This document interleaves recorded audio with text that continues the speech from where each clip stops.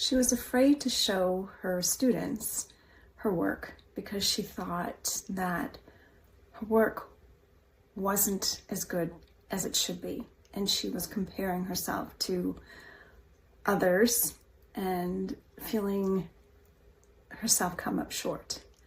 The judgment was strong around her work, and so she never finished her work. And she frequently struggled to finish her work that she wanted to create on her own. Ever had that feeling where you just think what you're doing isn't good enough and that other people know better?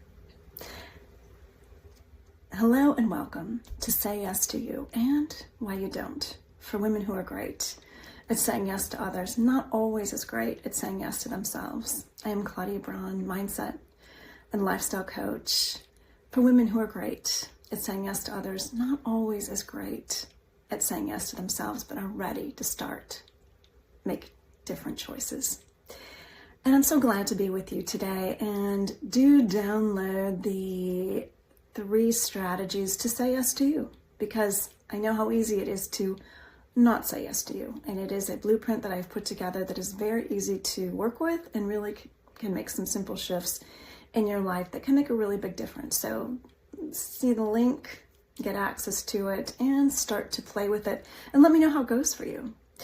So I was thinking about you and things that come up for my clients, things that have come up for myself, and I thought this is such an important topic that is so easily shoved under the rug, not talked about. And I have to say that almost every client I have worked with has had that feeling that somehow in some area of their life, particularly where they're not strong, they compare themselves to other people who are stronger.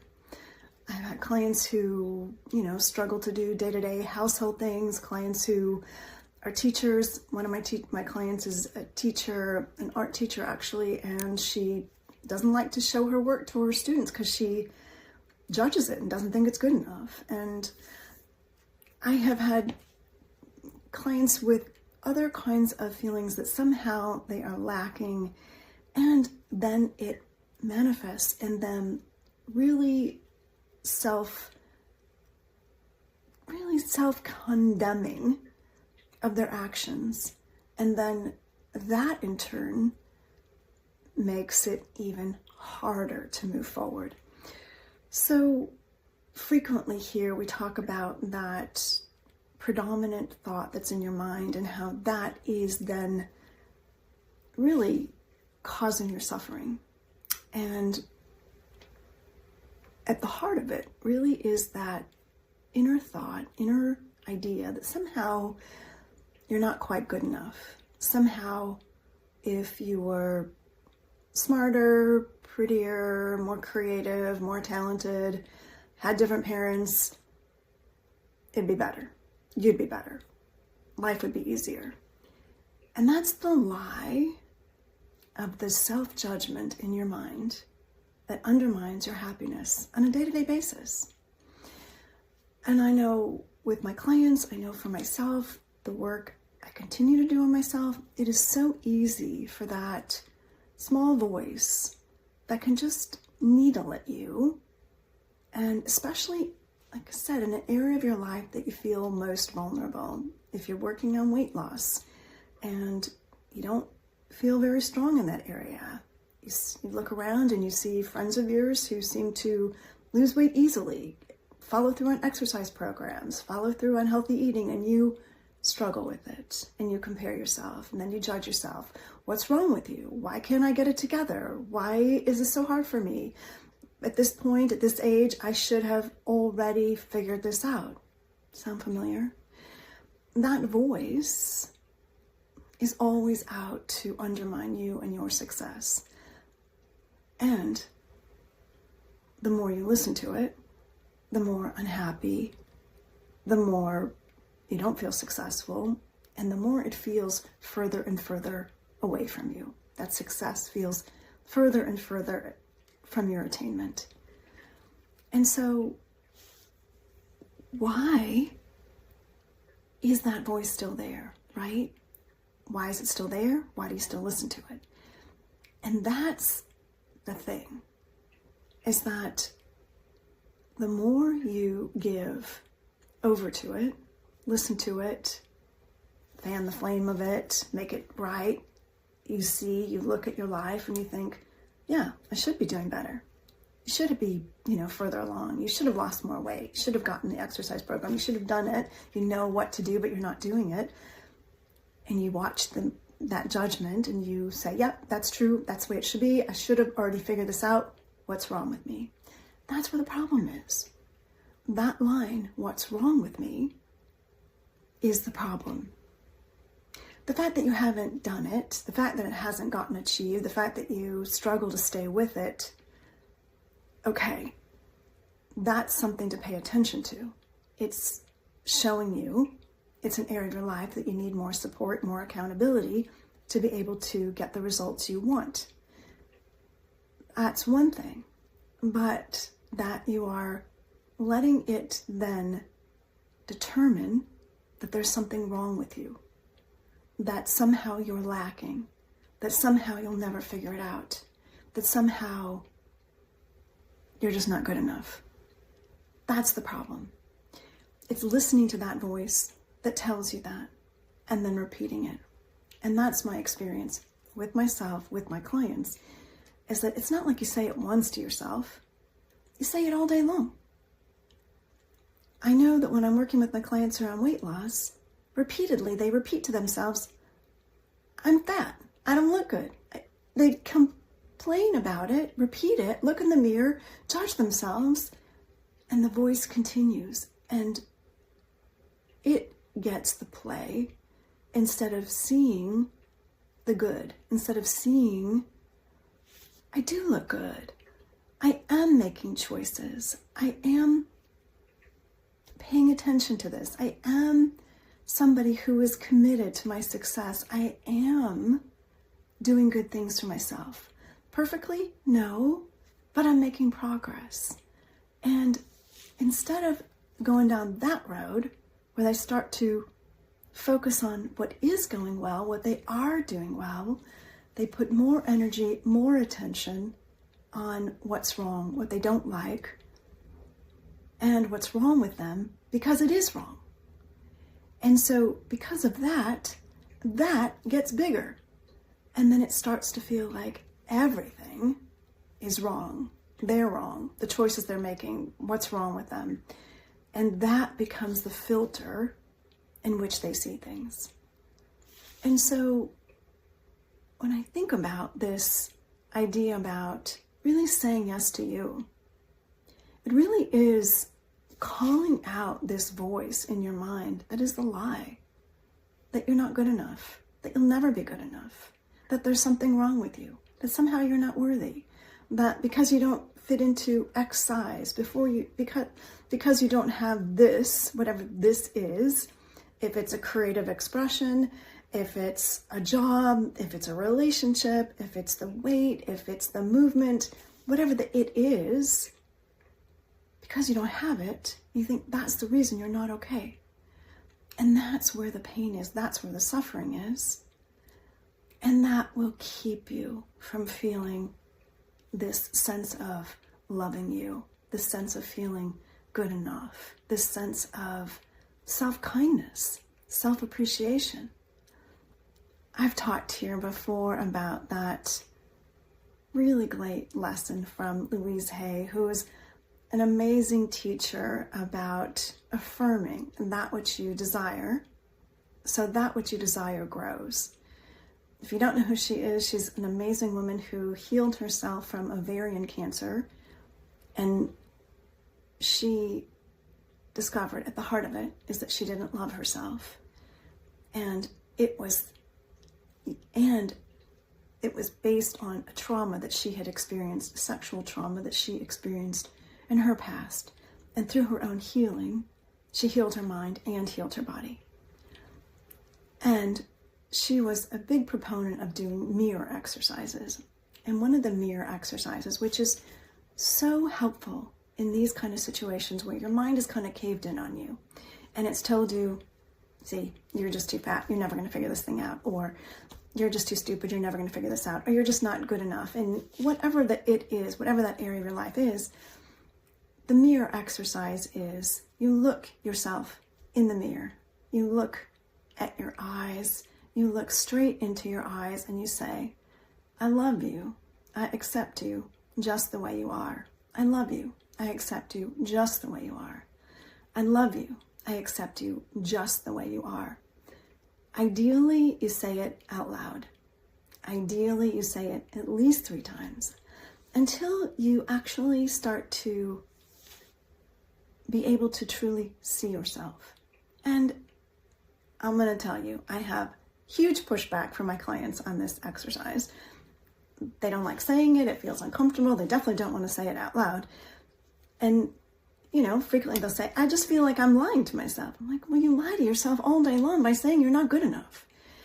So there is a line that says, act as if, right? Act as if you're already there.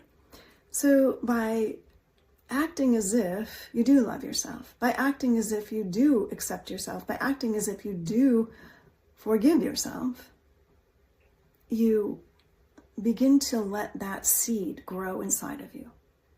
Because the seed that has been planted is one of not good enough, one of I'll never measure up, I'll never figure this out, something's wrong with me. I mean, think about it. In school, there is such a what is that? There is just a pot of us together, right? You're a little kid and somebody's always the smart one. Somebody's always the not smart one. Somebody's always the athletic one. Somebody's always the creative one. I was thinking this morning when I was about to have this conversation with you was when I was in kindergarten. I remember being at the ESA when I was in kindergarten. I always loved creative projects, and I remember that I had painted a picture. I don't remember what the picture was, but I remember that Mrs. Owens, our kindergarten teacher, said to the class, Susie Smucker is the artist here. Well, what does that make everybody else feel like? They're not the artist. And so they might as well give it up because Susie Smucker is the artist. She, teacher with the power, just announced it. And I'm going to tell you, here I am, decades later, still with that inside of me. And I everyday practice, that is not truth. But that's how that stuff goes down. I've had clients in their 70s, 80s, and say, my father said to me this when I was 5 years old. And still, it's alive inside. And so unless you bring it forth and see it for the lie that it is, it will not be able to be eradicated. It'll still live, maybe unconsciously, but running you. And so here's the thing, pretending it's not there does not serve you. Sometimes people think, well, doesn't it make it worse if I bring out this stuff that's ugly? It's like, no, actually, it makes it better. You bring out this stuff you don't like that is harping at you so that you can call it out for the lie that it is so you can change it. You know, when an alcoholic decides to get sober, they have to detox, which means they have to get the alcohol out of their system, which means they're going to feel worse before they feel better. Same is true with you. Years, decades, however long it's been, and I'm going to say that these lines in your head have been there from school system, from churches, from parents, whoever, could be your neighbors. There are lies in your mind that you are believing that are making you feel that somehow you're not good enough. And bringing it up to the surface allows it to be healed and changed. The line is, that which is brought to the light can be healed. It stays in the darkness. It just festers and grows. What do seeds do, right? They germinate, they grow. So I was in a class yesterday and this guy was talking about that there were these bugs all over his house, and he realized they were dormant in his plant, and then they created eggs and spread. And it's the same thing with us.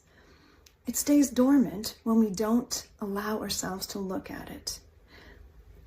By seeing that an area of your life is causing you struggle, it is worth the time and attention to see what's going on, that this is so hard. What is the story that you keep repeating? What is the past information that is not accurate, that is navigating your present, therefore your future? Being willing to change the story means you're willing to bring it up, look at it, and see the holes in it. Because when you give too much time and attention to things that do not speak truth, you make them true, right? I mean, you can tell a lie, and when you keep telling it, you start to think it's true. The only way it gets taken down is by really looking at it for what it is and saying, wait, that actually isn't true. It didn't happen that way. And what I'm telling, the lie you're telling, is causing your suffering. And so today is the opportunity to look at, where is the lack of love for yourself undermining your happiness? Is it in your health? Is it in your personal relationships? Is it in taking care of your home? Is it in your work life? Where is it showing up? Because that is giving you clues. And where you are telling yourself a story, and then that's the filter that you're looking through. And it's not a judgment. It truly is an opportunity for healing. And it is your inner self asking to send love to it, send light to it. And practice this exercise where you look in the mirror and you say to yourself, say your name and say, I love you. I accept you exactly the way you are. I love you. I accept you exactly the way you are. And notice what your mind tells you when you start to repeat that, and how often it will tell you not to say it or tell you it's a lie. That is your assignment for this week. I'd love to hear how it goes. Thank you so much for being with me. It is a true delight and a pleasure to share this time with you. And I thank you for being with me, and do appreciate you subscribing if this has been of value, and share it around, because I know how much self-love is needed at this time. The more you love you, the more you love others. And it starts with you, my friend. Take advantage of the 3 strategies to say yes to you. The link is in the notes below. And I will look forward to being with you next week on Say Yes to You and Why You Don't. And I am Claudia Braun, Mindset, Lifestyle Coach for women ready to start saying yes to themselves. Bye for now.